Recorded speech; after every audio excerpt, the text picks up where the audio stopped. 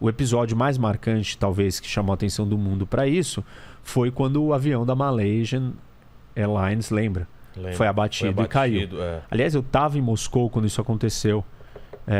E eu até dei várias entrevistas. Fazendo lá, velho? Tava visitando. Tá. Mas aí aconteceu um negócio. Nossa. Eu entrei ao vivo em todos os veículos. Eu entrei transmitindo o que estava acontecendo ali. Abateram e derrubaram o avião. E quem que derrubou? Armamento russo na mão desses rebeldes que são ucranianos, que falam russo, de etnia russa, ligados com os russos, que queriam fazer parte, queriam pegar esse território deles e se juntar com a Rússia, estimulados e incentivados pelo Putin, pela Rússia. O que acontece?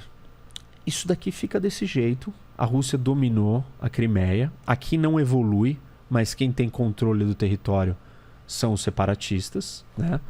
E aí, de repente, em abril do ano passado, o Putin começa a trazer soldados para a fronteira. Fazer as tais manobras, os exercícios militares. Ele tira do resto das outras fronteiras? Tira aqui até da Sibéria e traz gente para cá.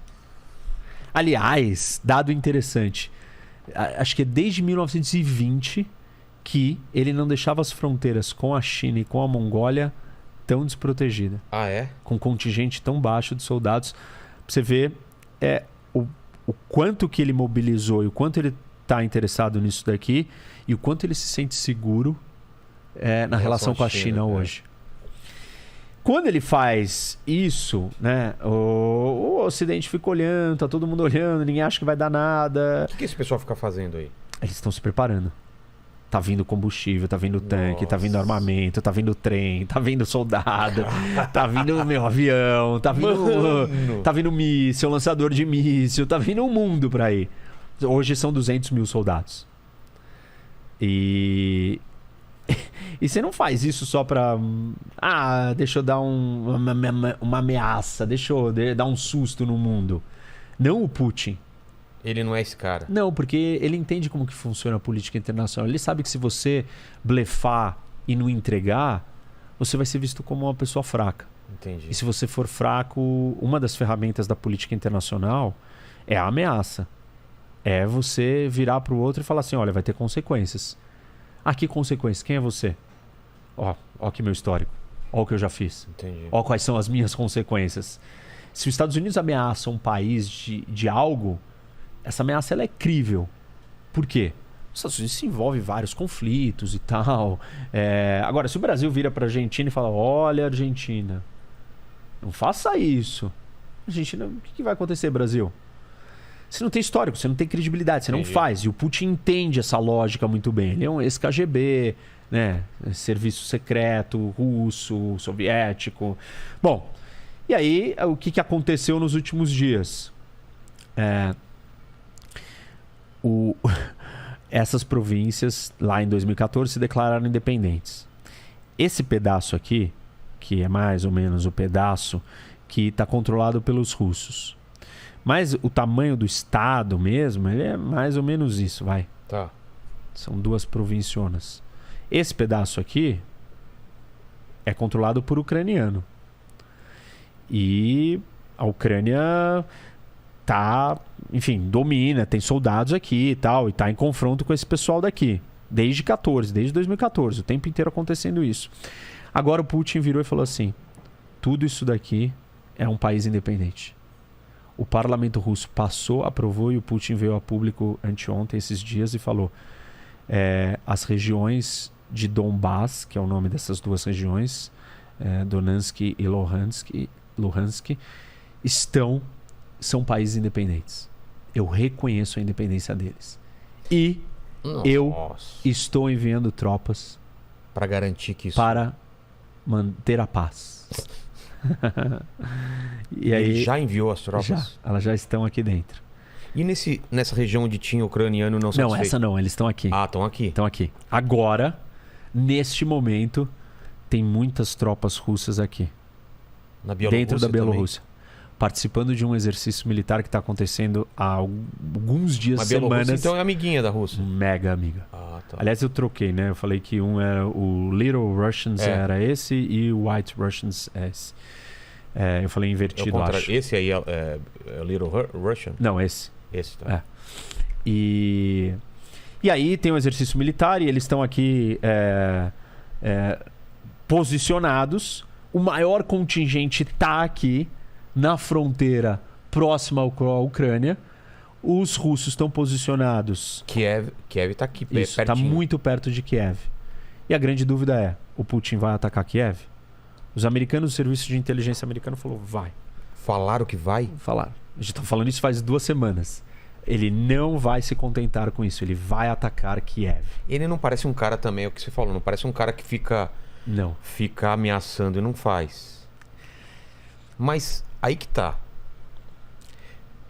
As consequências disso é o mundo inteiro se unir contra a Rússia ou não. Depende do que você chama de se unir. Se unir é a mesma coisa que aconteceu quando a Alemanha e Japão e aconteceu aquilo lá, de ter essa consequência de eles serem tratados como grande mal a ser combatido. Nem a Europa. Você entendeu? Entendi. Nem a Europa e nem os Estados Unidos colocarão nenhum soldado aqui para defender a Ucrânia. Por quê? Porque eles não estão preparados para entrar numa terceira guerra mundial pela Ucrânia. Basicamente isso. Eles não se prepararam durante os anos? Não, eles não querem fazer uma terceira guerra mundial pela Ucrânia. Ninguém quer. Não. Os europeus menos ainda. Eles vão assistir acontecer isso. Bom, mas isso é vão recriminar. Isso é uma repetição da história. Eles assistiram isso com Hitler. Exato. Falaram, não, mas é só aquele ali. Deixa tudo lá bem, na Polônia, né? Não, só. Aí chegou uma hora que foi assustador, tarde demais. E o Putin, então, ele espera que isso aconteça, que não tem uma reação. Ele tem certeza que não vai ter. Tem certeza. Tem certeza. E ele tá certo. Mas não haverá uma reação militar do Ocidente para proteger a Ucrânia. O que o Ocidente vai fazer? Dar armas. Já está dando, desde 2017. Para ucranianos? Para Ucrânia. Nossa. Está dando armas para os ucranianos se defenderem. Quem que está desesperado aqui? Quem que você acha que está desesperado nessa história? A Polônia de novo. Isso. É óbvio. Todos os países, esses 3 aqui, Estônia, Letônia, Lituânia, estão desesperados. Polônia está desesperado. Porque você está falando que vai acontecer. Gostei de aqui não aconteceu nada. Ele vai vir para cá também, o Putin? Se ele recuperou esse território inteiro. Esse daqui é o maior estado em população das ex-repúblicas soviéticas. De todas as ex-repúblicas soviéticas, o Cazaquistão é maior em tamanho. Mas não é em população, a Ucrânia é maior. São mais de 40 milhões de pessoas aqui. A Ucrânia é o primeiro, é a mais importante a ser recuperada. Mais importante. E ela é mais chave, porque o Putin disse no discurso dele de 2 dias atrás que ele falou? Que não existe nação, país ucraniano independente. Que a Ucrânia é uma invenção dos russos. Dos russos? Dos soviéticos, dos russos. Que esse país não existe, que eles são irmãos e que eles são russos. Na verdade, que não existe diferença entre russo da Rússia e russo, por isso que é White Russians ou russos brancos little pequenos russos, é tudo russo. Isso daqui é tudo russo para ele. Só que ele ignora que existe um idioma, uma cultura, uma história, uma identidade nacional de um povo que foi dominado em momentos pelo Império polonês, por vikings, por mongóis, por todo tipo de gente. O que a grande preocupação aqui? Como que isso vai acontecer? Primeiro, né? O que ele vai fazer em Kiev? Ele vai entrar em Kiev, ocupar, derrubar o governo e sair? Se ele fizer isso, aí volta um outro governo depois, ele não tem controle sobre o país. Se ele vier ficar e entrar em Kiev, ele vai ficar numa guerra urbana. E uma guerra urbana numa cidade desse tamanho, num país que não quer ser dominado pela Rússia, é uma guerra de guerrilha. Sangrenta e... interminável. Interminável. Porque ela não acaba. Você vai ter que exterminar todo mundo para acabar. Enquanto tiver 100 ucranianos ali lutando, é um sniper, né? Um atirador no alto de um prédio, dá um tiro no tanque, explode um tanque. Carro-bomba. É guerrilha, é assimétrico o conflito. E aí Mas a Rússia as baixas são altíssimas. A Rússia não quer isso. Assim, se ele tiver caminhando para isso, é uma loucura. Ele tá num outro nível de loucura. Você acha que não é isso que ele vai caminhar para isso? Eu acho que não tem como. Só que ninguém conseguiu entender o que ele quer fazer com Kiev, se ele não vai fazer isso. Tem gente que tá aventando a possibilidade de ele entrar, derrubar, sair e fazer um cordão em volta da cidade. Isolar a cidade por fora e não ficar na guerra urbana. Sei lá. Nossa. Outra possibilidade é ele só vai anexar essas províncias aqui do leste da Ucrânia. Ou, eu tenho dito isso daqui também, ele vai vir aqui criar um corredor para pegar por terra a Crimeia. Porque a Crimeia, ela não tem ligação por aqui, tá certo? Que ele colocou uma ponte depois de 14, mas a conexão com o continente está aqui.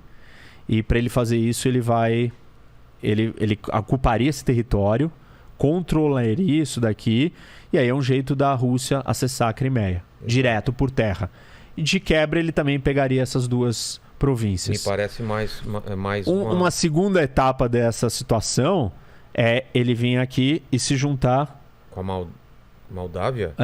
Também é... Por quê? Aí tem um problema na Moldávia. Tem um território aqui que chama Transnistria. Transnistria. Que tá aqui, ó. Que é ocupado pelos russos. Fronteira com a Ucrânia. Que teve uma disputa dentro da Moldávia, os russos entraram, ajudaram os separatistas, ocuparam, então tem tropas lá. Pra quê? Pra evitar que a Moldávia se junte com o Ocidente, pra influenciar o que acontece aqui dentro, pra evitar que esse acesso aqui do Mar Negro por cima, que chama Gap da Bessarábia, que a Moldávia era Bessarábia antes, que é o Gap da Bessarábia, que é um corredor aqui que conecta, porque o corredor aquele corredor do norte da planície europeia, ele vem aqui por cima e aí ele se divide aqui e desce aqui ao lado dos Cárpatos, porque os Cárpatos, né, estão vindo por aqui. Também não tem nada natural que impeça esse corredor. Isso, e na verdade esse corredor ele serve muito mais para chegar no Mar Negro. Tá. E ele é estratégico importante. E aí se ele fizer isso, ele corta o acesso da Ucrânia ao Mar Negro. Aí ele transforma a Ucrânia em um país sem saída para o mar. Todo isolado. Totalmente problemático, difícil, mas não vai ser muito fácil sobreviver. Então essa são as possíveis opções dele. Ou ele não vai para Kiev e só lida com esse pedaço aqui e tudo bem. Eu acho que ir para Kiev é uma coisa, pelo que você está me falando, é uma jogada muito arriscada para ele, né? Muito, mas todos os serviços de inteligência do Ocidente dizem que ele irá invadir Kiev.